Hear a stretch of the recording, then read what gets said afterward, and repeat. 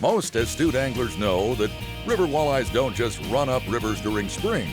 They often move in during fall, taking advantage of prime feeding opportunities on migratory bait fish like shiners and shad.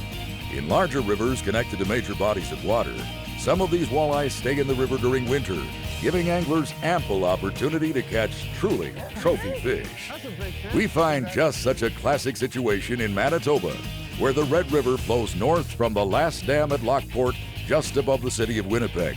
Here, anglers can fish some 30 miles of winding waterway before it enters massive Lake Winnipeg. Oh yeah, nice eye. Good way to get things going. Tell you what, all across North America, there are Great Lakes all fed by rivers. And the best part is, early in the ice season, late in the ice season, walleyes go to these same rivers to feed. Nice strike. Just absolutely smoked this thing. Oh my word! Look at this! Look at that walleye! Absolutely unbelievable. What a gorgeous specimen of a fish. The thing about it is that these rivers are so much fun to play in because you don't have this whole lake to chase down these fish in. They're in a very confined area. So all you gotta do is get across their travel route. Just get yourself on that river and they gotta swim by. In fact, we're in a river. Here it's only a couple hundred yards wide, and we're fishing right on the edges of that river channel, so that narrows it down. Now we got to worry about where they are in the water column. The fact that we have a bobber on the left-hand side, that's set to take care of those fish that are anywhere from 12 to 18 inches within the, of the bottom, right down there towards the bottom. In the right-hand hole, I'm fishing a jig, and this I can react to whatever I see on the sonar. If I see a fish higher in the water column, I can reel up and get that jig in front of his nose. Just want to react to those fish as quick as possible because you only got a few seconds when they're traveling through to get that jig in front of their nose in order to get them to bite. Got him. Oh, here he comes, here he comes. Yes, nice fish. Nice fish. Oh my word. Look at how fat he is. What a beautiful specimen of a walleye right there.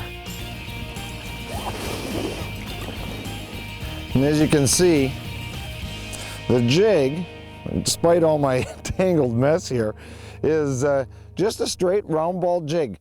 Nothing special to it, but there is something to it when you think about this current, because the jig choices are little round ball jigs like this.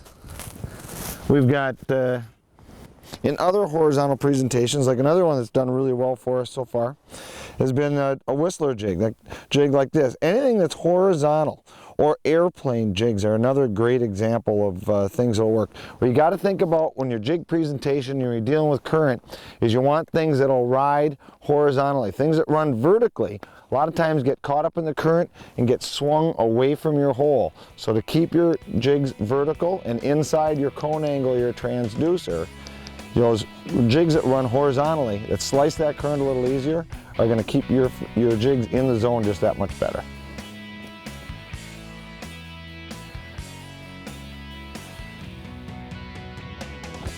Oh yeah. Oh yeah.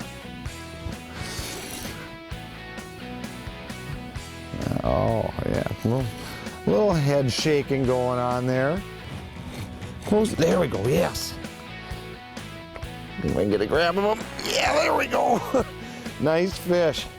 Now that one there, that came on the dead stick, and that's why having this two-rod approach is so important, because some of these fish are traveling right on the bottom, and there's other ones that are traveling a little higher in the water column. So having one rod jigging, being able to react on those fish that are traveling up off the bottom, or suspended rather, so to speak, and the other ones, a dead stick or a bobber rig to get the ones right on the bottom. Yeah. Inhale that. Oh my word. Yeah. Look at this. Look at this. Oh, yeah. They are just gorgeous, gorgeous river walleyes. Look at the size of this guy right here.